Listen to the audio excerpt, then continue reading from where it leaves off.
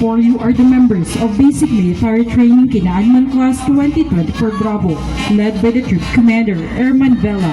The members of the staff are Airman Nafuleda, Airman Laksamana, Airwoman Akuriba, and Airman De Mesa, the Troop Adjutant. The Fernando Air Base Band under the baton of Staff Sergeant Vizcara.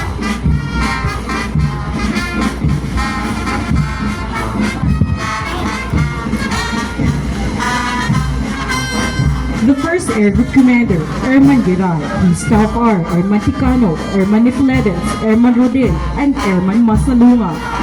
1st Squadron Commander, Airman Celebre. His staff are Airwoman Basco and Airman Paner. Alpha Flight Leader, Airman Gonzalez.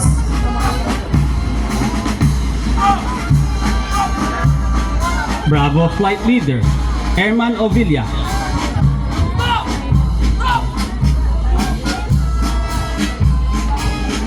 Charlie Flight Leader, Airman Lansangan.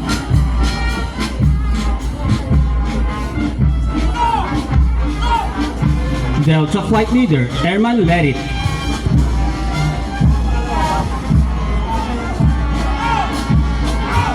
Second Squadron Commander, Airman Binay. His staff are Airwoman Pilayo and Airman Principe.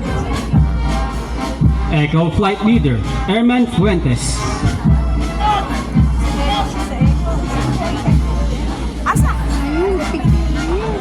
Foxtrot Flight Leader, Airman Tabu.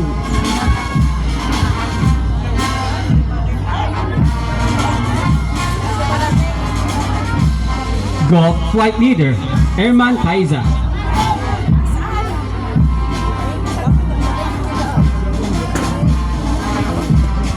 Hotel Flight Leader, Airman Gonzalez.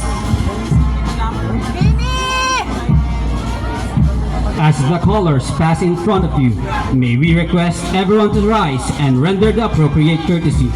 You may take your seat after the callers have passed.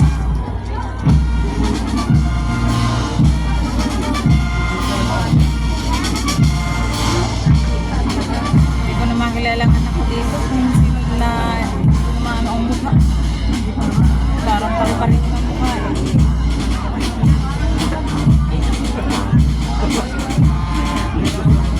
Second Air Group Commander, Airwoman De La Peña.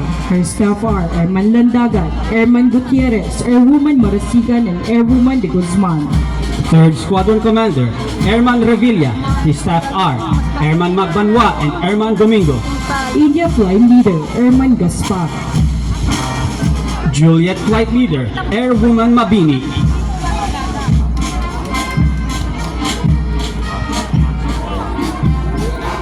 Kilo Flight Leader, Airman Alvarez.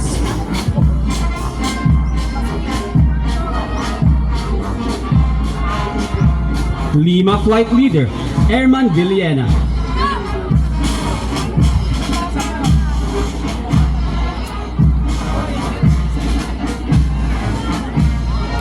Fourth Squadron Commander, Airman Lopez. His staff are Airman Relator and Airman Comprado. Mike Flight Leader, Airman Karasig.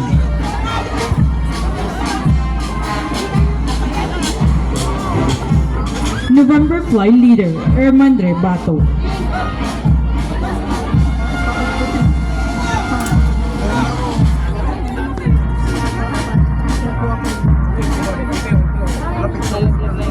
Oscar Flight Leader, Airwoman Fabian.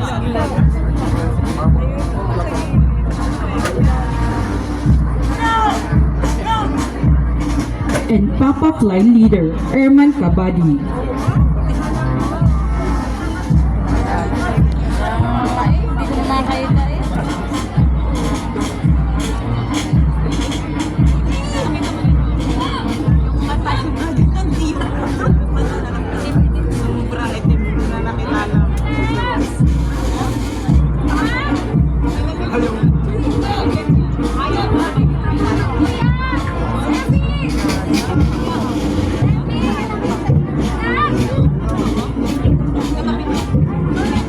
Ladies and gentlemen, the Basic Military Training Kinaadman Class of 2024 Bravo.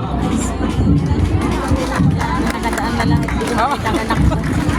For the first month of their training, they were given orientations by their military training instructors or MTIs. They taught them the proper conduct and etiquettes of a dignified soldier. As early as 0430 in the morning, the students start preparing for their daily activity.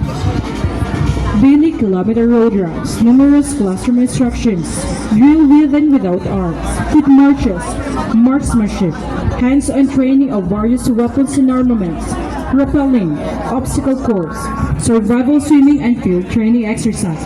These are the phases of the airman's life in the training from reveille after termination of stops prior to sleep. In this manner, this sought for preparing them to their mandated duty to protect the country from all enemies, both foreign and domestic, and to preserve and uphold the Constitution of the Philippines. Fall in. The first command that the BMT Kinaadman Class 2024 Bravo receives from their military training instructors, signaling them to line up and stand at attention. This command is a fundamental part of military drills and ceremonies, which embodies discipline, unity, and preparedness. As the BMT Kinaadman Class 2024 Bravo hears these words, they recognize the journey ahead will be challenging, but they are ready to embrace the training with determination and a positive mindset. On 8 April 2024, the members of BMT Kinaadman Class 2024 Bravo stepped into PAF BMS, filled with a mix of excitement and anticipation. The first bugle sound, signaling the termination of activities prior to sleep, and the first reveille, marking the start of a new day. Students filled with a sense of purpose. At first, their hearts races with a mix of nerves and excitement, but soon it becomes a familiar rhythm. They meet with determination and resolve. On 22nd April 2024, the BMT Kinaadman Class 2024 Bravo started the reception rites ceremony at ATDC Grandstand, wherein this is the beginning of their journey, marking the end of their civilian life and the start of a transformative experience that will shape every aspect of them. Their first week was challenging. Everything requires moving at a fast pace, learning to march in formation, mastering military terminologies, and adjusting to a schedule that demands complete focus and discipline. While it felt overwhelming at times, there was also an undeniable excitement in knowing that they were becoming part of something much larger than themselves. Every single activity inside the school requires focus and fast movement, whether it's an activity or messing. They have to move in double at all times and shout at the top of their lungs as a response to their MTIs. By the following weeks, the BMT Kinaadman Class 2024 Bravo had effectively adapted to the demands of their training. They tackled a series of activities, including physical fitness tests and academic exams, and soon transitioned to the military phase, where their rifles became essential companions in their journey. Physical training is intense, pushing their limits and teaching them the strength they didn't know they have. Every run, every drill, every challenge is designed to build not just their body, but their character. The sweat, the fatigue, the moments of doubt, they all lead to a deeper sense of resilience and commitment. They begin to see that the true purpose of the training isn't just to prepare them for physical demands, but to forge an unbreakable spirit. Academically, they are immersed in learning that expands their understanding of military history, strategy, and the responsibilities that come with serving the country. The knowledge they gain isn't just about facts and figures, it's about understanding the legacy they are becoming a part of, and the importance of every decision they will make in their future role. One of the most significant part of the experience is the camaraderie that develops with their fellow airmen. In the beginning, they are strangers, each facing their own fears and doubts. But as the day turns into weeks, those barriers break down. They sweat together, struggle together, and celebrate their small victories together. Whether it's helping each other through a tough drill or sharing a laugh during a rare moment of downtime. These connections become the backbone of their experience as students in PAF BMS.